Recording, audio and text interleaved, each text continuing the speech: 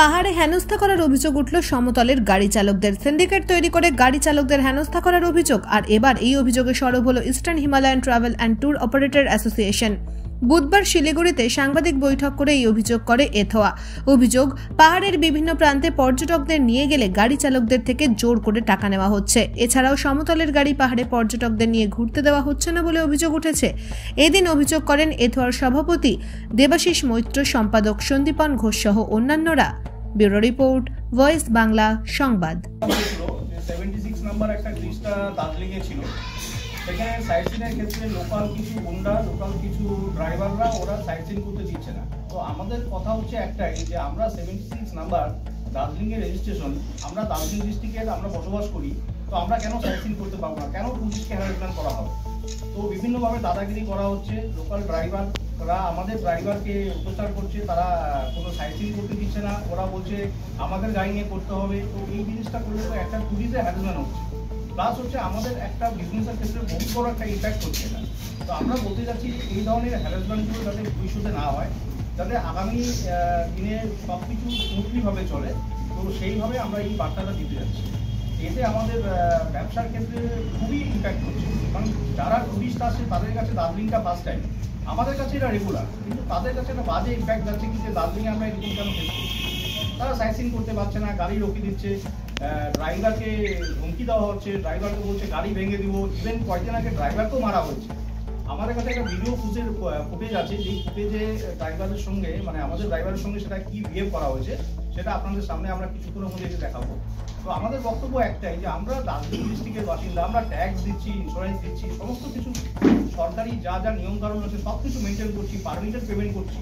তো আমরা কেন এই জিনিসটা সাপোর্ট করবো?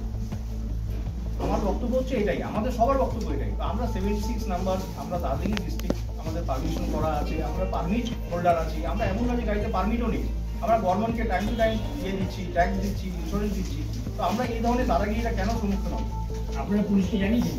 হ্যাঁ, পুলিশকে জানানো হয়েছে অলরেডি অনেক আগেই। স্পেসিফিক এই কেসে এখনো জানানো হয়নি। এর আগে অনেক চিঠি করা হয়েছে, ডিএমকে চিঠি দেওয়া হয়েছে, কোনো ক্ষেত্রে এটা কোনো সুরাহা পাচ্ছি না। এই সরকারের কাছে কি দাবি থাকবে? সরকারের কাছে দাবি থাকবে যে আমরা বেঙ্গলের বাসিন্দা, আমরা বেঙ্গলের ট্যাক্সি, লাক্সারি ট্যাক্সি আমরা কাজ করি। তো এতে ট্যুরিজম সবসময় মমতা ব্যানার্জি আমাদের মুখ্যমন্ত্রী সবসময় বলে যে ট্যুরিজমকে এগিয়ে যেতে হবে। তো আমরা চাই যে এটা তো ট্যুরিজমের বদনাম হচ্ছে। এটা আমরা সেম স্টেটের বাসিন্দা, সেম আমরা দার্জিলিং ডিস্ট্রিক্টের লোক, তো আমরা এই জিনিসটা কেন সাফার করি? কেন লোকাল গুন্ডাটা চলবে? কার মদতে চলছে এটা? এই সমস্যাটা কোন এলাকাগুলো বেশিরভাগ দার্জিলিং এ হচ্ছে, দার্জিলিং হচ্ছে, কালিম্পং হচ্ছে, মেইন যেটা দার্জিলিং হচ্ছে। আজকে আমি একটা ঘটনা বলছি, আজকে আমার গাড়ি 76 নম্বর একটা গাড়ি, একটা টুরিস্ট কিনে সাইট সিন করছে, লোকাল গুন্ডা আটকে দিচ্ছে, বলছে সাইট সিন করতে পারবে। কোথায় হয়েছে এটা? এটা দার্জিলিং এর জুয়ের সামনে হয়েছে। আর দার্জিলিং, কালিম্পং, লাভা সব জায়গায় এই 5, 6 জন, 7 জন, 10 জনের করে সিন্ডিকেটের, মানে সব মোড়ে মোড়ে একটা করে সিন্ডিকেট হচ্ছে। এরকম পরিস্থিতি হচ্ছে। এমনকি শিলিগুড়িতে হচ্ছে। আপনি সেন্ট্রাল প্লাজার সামনে যাবেন, ওখান থেকে যদি আমরা কোনো হোটেলের পার্টিকে পিক আপ করতে যাই, সেখানে দাদাগিরি। চম্পাশাড়িতে কালকে একটা হয়েছে, গাড়ি পিক আপ করতে যাচ্ছে, বলছে না গাড়ি প্রতি টাকা দিতে হবে। এটা সব জায়গায় চলছে। যদি আমরা ট্যাক্স দিয়ে যদি ব্যবসা করি, তাহলে আমরা এই গুন্ডাগিরিটা মানবো না।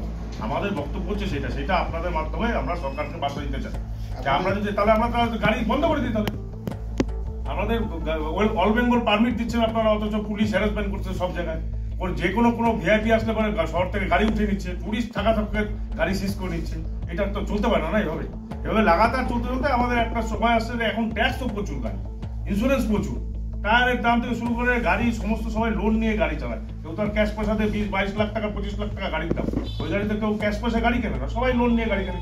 ব্যাংক লোনও তো দেখতে হবে আমাদেরকে, পয়সাটা টাইম মতন ফেরত দিতে হবে। সবসময় বলছে যে ট্যুরিজমকে এগিয়ে যেতে হবে, ট্যুরিজমকে ভালোবাসতে হবে, ট্যুরিজমের প্রতি আলাদা একটা মনোভাব থাকতে হবে। তো এই ধরনের মনোভাব থাকলে আমরা ট্যুরিজমটা কাকে নিয়ে করবো? আমরা কি নিজের ঘরের লোককে নিয়ে চলবো?